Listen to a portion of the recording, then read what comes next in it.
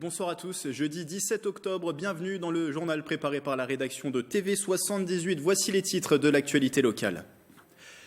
Intensifier la prise en charge des jeunes de 3 à 25 ans pour leur réussite scolaire dans et en dehors de l'école. 35 territoires franciliens, dont 4 dans les Yvelines, ont été labellisés par l'État cité éducative. Que change cette attribution et quel projet mis en place? Exemple dans cette édition Attrape. La polémique enfle au potager du roi à Versailles. Un article du Figaro pointe la lentagonie du lieu géré par l'École nationale supérieure de paysage. L'établissement a contre-attaqué hier en proposant une visite du site. Quelle est la situation? Élément de réponse. Et puis l'Open de France de golf s'est ouvert aujourd'hui. C'est au Golf National de Saint-Quentin en Yvelines jusqu'à dimanche. Les meilleurs sportifs de la discipline seront en compétition. Mais pour débuter ce journal, on part à Poissy où la journée sans poids lourd se poursuit jusqu'à ce soir. Organisée par la ville, cette opération était destinée à lutter contre les nuisances générées par les camions en transit. Aurélie Ronze et Michael Elmidoro. Vous savez que c'est interdit. On passe tous par là. Élus, policiers municipaux et bénévoles, ils sont une cinquantaine mobilisés sur 3 axes clés à Poissy pour cette 4e journée sans poids lourd. Seuls les véhicules en transit sont concernés. Objectif, lutter contre les nuisances sonores, les nuisances olfactives et la pollution. Typiquement ici nous sommes sur un endroit où les poids lourds qui viennent là viennent de Saint-Germain et Maisons-Laffitte. Au lieu de continuer vers la RN 184, ils traversent la ville de Poissy pour aller chercher la 13, ce qui leur fait gagner 25 minutes. Eh bien on leur fait faire demi-tour. Lors de la dernière opération, 55% des poids lourds contrôlés étaient en infraction contre 70% pour la première édition. Pour Poissy, c'est très bien. Moi, j'habite aussi dans un petit village qui fait traverser beaucoup de camions, mais le camion, c'est pas pour les villes. Pas de verbalisation, mais seulement de la prévention et des distributions de flyers pour cette journée. La municipalité souhaite néanmoins aller plus loin. Moi, je réclame l'élargissement de la police du maire pour justement faire en sorte que les poids lourds qui traversent la ville de Poissy soient sévèrement verbalisés. Aujourd'hui, la verbalisation, elle est portée à 35 €, minorée à 22 €. Demain, il faut porter ce chiffre à 500, voire 1500 €. Une nouvelle opération sans poids lourd à Poissy devrait avoir lieu au printemps 2020. 35 territoires concernés en Île-de-France. Le 5 septembre dernier, les ministres de la Ville et de l'Éducation nationale ont annoncé les territoires labellisés cités éducatives. L'objectif, lutter contre le décrochage scolaire en intensifiant la prise en charge des élèves pendant et après la classe, notamment par des activités culturelles et sportives, mais pas que. Dans les Yvelines, 4 villes sont concernées par le dispositif. Vous les voyez s'afficher: Chanteloup-les-Vignes, Mantes-la-Jolie, Les Mureaux et Trappes. Bonsoir Janine Marie. Bonsoir. Première maire adjointe de Trappes en charge notamment de l'éducation. Comment la ville de Trappes a-t-elle accueilli l'attribution de ce label? Favorablement. Et c'est une considération du travail qui est fait par toutes les équipes depuis maintenant 5 ans. Le PEDT, le projet éducatif de territoire numéro 2, a été voté au mois de juin l'année dernière.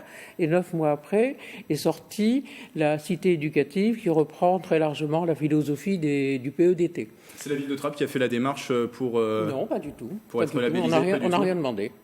Donc c'est l'État qui est venu vers vous avec ce label. Oui. Je le disais, l'idée de ce label, c'est finalement de coordonner l'ensemble des acteurs autour de projets pour ces quartiers prioritaires. Alors pour intensifier la prise en charge des jeunes de 3 à 25 ans pour leur réussite scolaire dans et en dehors de l'école, ça c'est important, en dehors de l'école.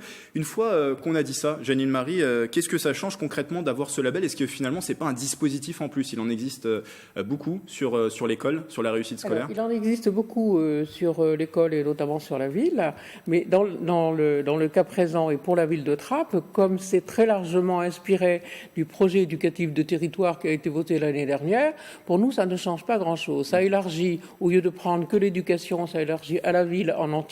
Et ça permet d'avoir des actions supplémentaires qui étaient programmées, mais à la charge 100% du budget ville, d'être financées par l'État. Donc là, ça va apporter des financements de l'État. Des financements de l'État, 85 000 € d'ici la fin de l'année, pour des actions qui sont déjà portées à 100% pour la ville et d'autres qu'on avait en portefeuille pour développer, qu'on ne développait pas parce qu'à un moment donné, 1 et 1, ça ne fait que 2. Même s'il y a de bonnes intentions derrière, on ne passe pas à 2,5. Et donc, ça va nous permettre de faire encore plus. Alors, depuis l'annonce de cette attribution, vous travaillez sur l'élaboration d'un projet. Alors, même si au travers, vous le disiez, du projet éducatif de territoire, il y avait déjà des choses en discussion, mais tout à fait. Ça continue, il y a un projet qui est élaboré. Le ministère a donné des orientations qui sont déjà pour nous dans le PEDT, donc ça ne change pas grand-chose au niveau de ce qui est à faire. Le rectorat a donné ses propres orientations, parce que ça se décline comme ça, hein, et nous on arrive en bout de piste. Donc on retombe sur l'état d'esprit de ce qu'on avait fait au niveau du PEDT. Alors je vous dis, ça fait des actions qui existent déjà, qui sont labellisées, et puis d'autres qui vont se développer, et notamment plus largement, puisque c'est la ville en entier, ça inclut les parents. Alors cette semaine, il y avait un séminaire à la Sorbonne de travail. Alors vous m'avez dit que vous n'y avez pas assisté, mais en tout cas, il y a des informations qui en sont ressorties. Il y a des informations qui sont redescendues, puisque on considère, au regard du travail qui a été fait sur le projet éducatif de territoire, celui-ci devient la politique socle de la cité éducative sur la ville, et ce qui est cité éducative, ce sont les actions prioritaires définies par l'État. Mais ça ne met pas entre parenthèses celles qui sont déjà dans le projet PEDT. D'accord. On fait en plus. Et alors, quels sont ces projets en plus, justement, ces actions ? Les axes donnés, je vais vous les donner parce que je ne les connais pas par cœur. C'est la persévérance et l'ambition, parce que c'est vrai qu'on s'aperçoit qu'au niveau des collèges, surtout, la persévérance en matière de travail, ça s'égrène au fur et à mesure. C'est l'âge le plus difficile. C'est aussi l'ouverture du champ des possibles. Mais ça, nous, ça fait 5 ans qu'on est sur le champ des possibles. Le deuxième axe, c'est l'ouverture sur le monde, environnement et source d'émancipation. Ça, on le fait déjà, puisqu'il y a des voyages jeunesse, y compris à l'étranger, dans le soutien à certaines populations. C'est la santé, bien-être et le climat scolaire. Ça, on le fait dans le bien vivre ensemble, avec les ateliers philosophiques, le théâtre, et puis l'association Enquête qui travaille sur les faits religieux, qui fait de la formation au personnel, animation, mais aussi éducation nationale. D'accord. Et puis le quatrième axe, c'est la parentalité. On est déjà dedans depuis une dizaine d'années. Et ce projet, il est défini avec de multiples acteurs. Il est défini avec tous les acteurs, comme on a toujours fait, et l'État en plus. L'État en plus qui, cette fois, puisque l'éducation nationale dans la cité éducative prend la main sur ce que faisaient les communes. Et donc là, le calendrier d'ici la fin de l'année ? C'est pas d'ici la fin de l'année, c'est en fin de semaine, je crois qu'on rend la copie. Voilà. Vous rendez la copie ? Oui. Et donc les actions seront subventionnées à partir de la fin de l'année, c'est ça ? C'est pour la fin de l'année, une partie pour la fin de l'année, et après ça s'étale sur 3 ans. Très bien. Et quelles sont vos espérances, du coup, autour de ce nouveau label attribué Nous, c'est 85 000 € qu'on n'avait pas espéré, qui vont nous arriver, et qui permet effectivement de faire plus. Et de poursuivre ces projets sur la ville. Merci, Janine Marie, d'être passée en plateau, première adjointe de la ville de Trappes, notamment en charge de l'éducation. C'est le rendez-vous des élus des Yvelines. Les universités des mairies se sont tenues au Port-Marly hier mercredi. Toute la journée, les maires ont pu rencontrer des partenaires publics et privés et échanger sur leurs conditions d'exercice. Retour sur cette journée avec Nicolas Dandry. Ils sont 259 dans les Yvelines, 36 dans les Hauts-de-Seine. Les maires des 2 départements avaient rendez-vous pour la première fois ensemble aux universités des mairies. Des ateliers, des tables rondes organisées pour les élus municipaux, avec notamment des partenaires d'autres collectivités. On a une véritable écoute. On se rend compte que la proximité est quelque chose de fondamental. Le département est tout à fait la strate nécessaire pour que nous, les maires, on puisse travailler en bonne intelligence et avec cette reconnaissance de l'attente de la population. Donc le préfet, vous l'avez cité, il est vrai que nous avons un préfet qui est complètement à l'écoute, qui connaît, qui vient nous voir et qui sait comment agir et sur quoi appuyer pour pouvoir nous apporter cette aide. Si le contexte est difficile, les communes peuvent bénéficier d'aides venant des intercommunalités, des départements, des régions et de l'État à travers les services déconcentrés. Des aides sur le vélo, des aides sur les transports propres, des aides sur le verdissement de la ville, des aides sur le patrimoine avec un bonus de 200 000 € pour tous les villages qui ont des besoins de rénovation de patrimoine. Je n'oppose pas la nécessaire décentralisation et son approfondissement à un État qui soit renforcé sur le territoire. Antagoniser les uns et les autres n'a pas de sens. Nous avons besoin les uns des autres. Des partenaires privés présents du secteur de l'immobilier, des travaux publics ou du transport, avec de curieuses découvertes comme le gouvernail, un mélange entre la boussole et la carte, un moyen d'information pour se déplacer et valoriser le patrimoine d'une commune, une idée de la start-up Vogue, lancée il y a moins d'1 an. Je veux par exemple aller sur le stand de la SNCF. Je ne sais pas où se trouve le stand de la SNCF, donc j'ai juste à chercher à la lettre S, SNCF. Ils sont en secteur 3. Donc je prends le gouvernail, je tourne avec lui. Je positionne le secteur 3 devant moi et voilà, je vois immédiatement SNCF. Voilà, je me suis mis physiquement et mentalement face à ma destination. Cette solution pourrait apparaître prochainement dans les rues yvelinoises. Et à l'occasion de ces universités, des mairies, représentants de l'État, élus locaux et monde agricole se sont réunis pour signer un document. La charte de bon voisinage a pour but de mettre fin à ce qu'on appelle communément l'agribashing, c'est-à-dire le dénigrement des agriculteurs. Signature dans un contexte particulier. Dans les Yvelines, 3 communes ont pris des arrêtés anti-pesticides. La charte engage les agriculteurs vis-à-vis des habitants sur un certain nombre de points. Écoutez ces interviews. Il est important qu'on ne dresse pas les Français les uns contre les autres à partir d'informations limitées, tronquées ou excessives. Il convient que chacun comprenne que les agriculteurs sont des Français comme les autres, c'est le moins qu'on puisse dire, font et ont fait des efforts considérables pour s'adapter au changement des réglementations européennes et françaises, et qu'ils ne font pas leur travail de façon pire que d'autres, que des industriels ou même que des particuliers. On s'engage à utiliser notamment tout un tas de techniques qui permet la limite de dérive de nos produits phytosanitaires par l'utilisation par exemple de buses anti-dérive, par un certain nombre de facteurs qui sont déjà prévus par la loi, mais par exemple le fait de passer un permis à traiter, la transparence sur notre façon de travailler, la réduction des doses, ne pas traiter à des ventes plus de 19 km/h, enfin tout un tas de facteurs aujourd'hui qui sont très engageants pour l'agriculteur, que la population voit sans doute pas, mais qui visent à limiter justement cet impact et le risque qu'il pourrait y avoir en fait vis-à-vis des habitants. La lente agonie du potager du roi, c'est le titre de l'article de nos confrères du Figaro à propos de ce site historique de Versailles. Accusé de ne plus s'occuper des arbres fruitiers et de laisser les lieux à l'abandon, les jardiniers et l'École nationale supérieure de paysage prennent la parole pour établir la vérité. Quelle est la situation sur place? Mathilde Demilly est allée au potager du roi. Le potager du roi est au cœur d'une controverse, suite à l'article du Figaro du 4 octobre 2019 qui explique, photo à l'appui, la dégradation du jardin. L'École nationale supérieure de paysage rappelle que la construction du potager a commencé en 1678 et que de nombreuses restaurations ont été faites malgré le manque de mécénat. Effectivement, les photos montrent des murs qui sont dans un état dégradé, puisque nous avons fait des diagnostics assez approfondis et on sait aujourd'hui qu'il y a une part importante des murs, 15% des murs qui nécessitent une intervention urgente, 30% qui nécessitent des interventions rapides. Mais effectivement, nous sommes en mesure aujourd'hui de déployer un programme de travaux. Des parcelles vides ou abîmées, des murets qui s'effritent, des arbres en mauvais état. Pour cela, 4,5 millions d'euros vont être utilisés pour des travaux de rénovation. L'objectif du potager est de retirer les arbres pour reconstruire les murets du jardin, puis replanter les espèces. Des travaux qui commenceront fin 2019 et qui s'étendront sur 2020. Quand on refait un mur, ça ne veut pas dire que tout d'un coup il y a des arbres fruitiers dessus. Il y a du temps, un temps de conservation, de préservation de nos sols, il y a un temps de remise en vie de nos sols, il y a un temps de mise en place sur le mur, le temps que le mur lui-même, on va dire, arrête de bouger.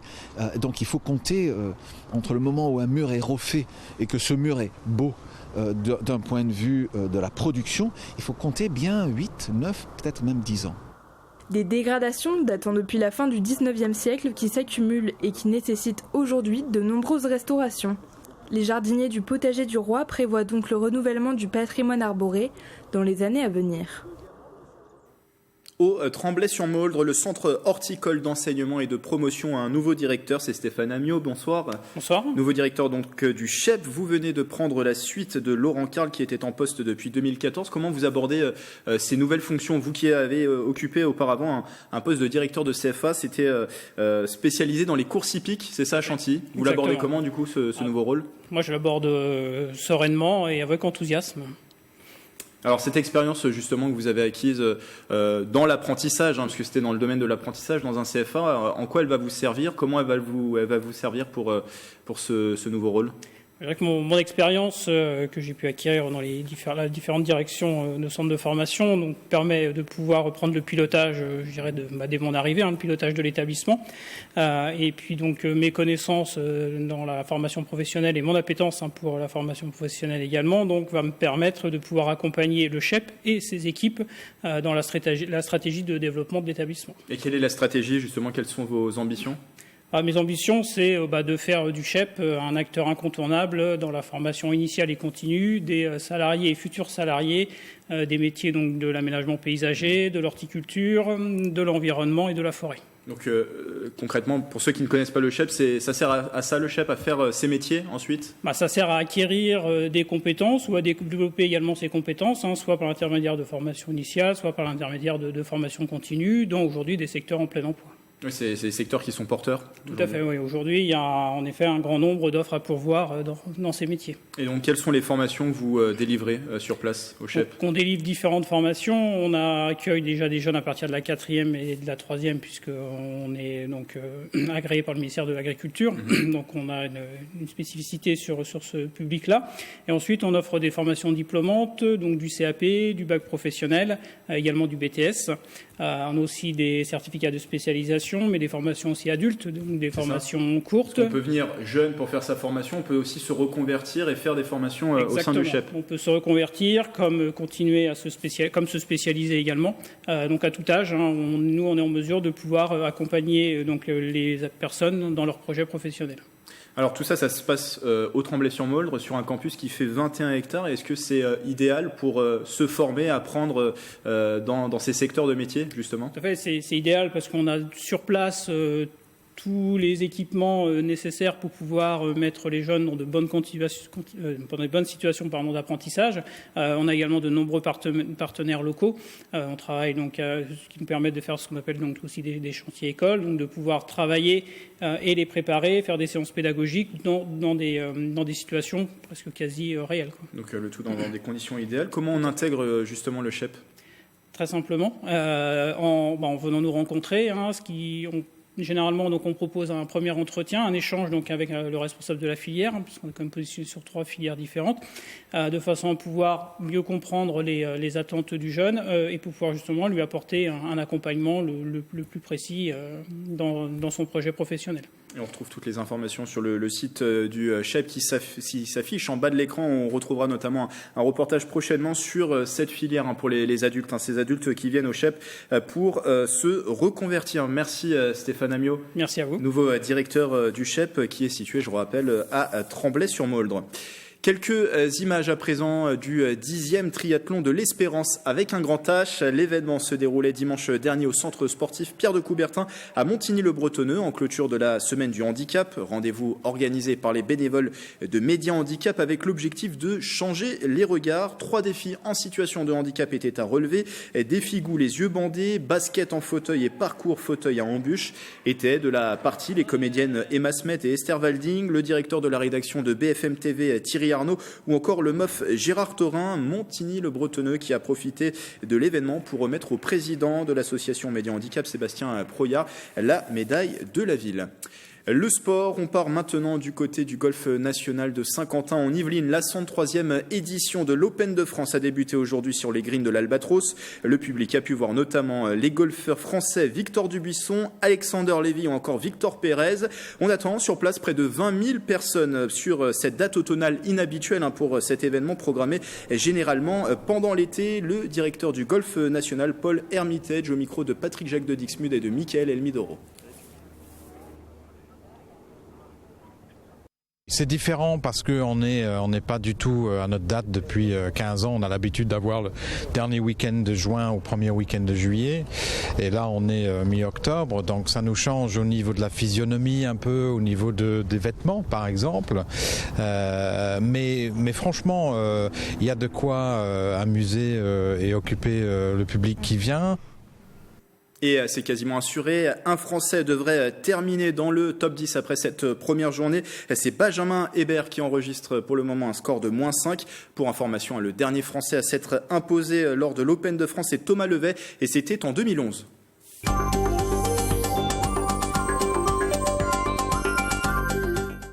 Et j'accueille à présent Mélanie Poquet, bonsoir. Bonsoir. Pour votre rendez-vous loisir, vous allez faire parler notre âme d'enfant. De 7 à 77 ans, ce week-end, les Lego envahissent le Perret en Yvelines. Et oui, des petites briques par milliers dans les 600 mètres carrés de la salle de la Mare aux Loups du Perret en Yvelines. Une quarantaine d'exposants va partager sa passion pour ce jeu qui a rythmé l'enfance de beaucoup d'entre nous. C'est l'association Breezy qui l'organise. Plusieurs dioramas vont être présentés. Ça représente en général un mois de travail. Et cette exposition va vous faire voyager à travers divers univers. Nous, on décide de mettre en avant un petit thème pour faire quelque chose d'un peu plus grand que les autres. Nous, cette année, on a décidé de mettre en avant le train. On a prévu un circuit d'à peu près 25 mètres de long où on va faire circuler des trains, si possible dans les dioramas des exposants. Mais il y en aura aussi pour tous les goûts, Mélanie. Certains exposants vont s'inspirer des univers fantastiques, Star Wars, ça me plaît, Harry Potter et aussi les super-héros. Et ils vont pas oublier, bien sûr, la ville Lego. Sur ces 2 jours d'exposition, il y aura aussi plein d'animations. Le public pourra notamment piloter des créations sur un bassin nautique. On pourra construire une mosaïque. Et on pourra même créer son propre diorama. Alors, pour vivre 100% Lego, rendez-vous samedi 19 et dimanche 20 octobre au Perret en Yvelines. Le samedi, c'est de 9h à 19h. Le dimanche, de 9h à 17h. Comptez 2 € pour les plus de 16 ans. Merci Mélanie. On vous retrouve dans un instant, votre émission, le 7-8 loisirs, pour faire le tour des idées de sortie à faire ce week-end dans les Yvelines.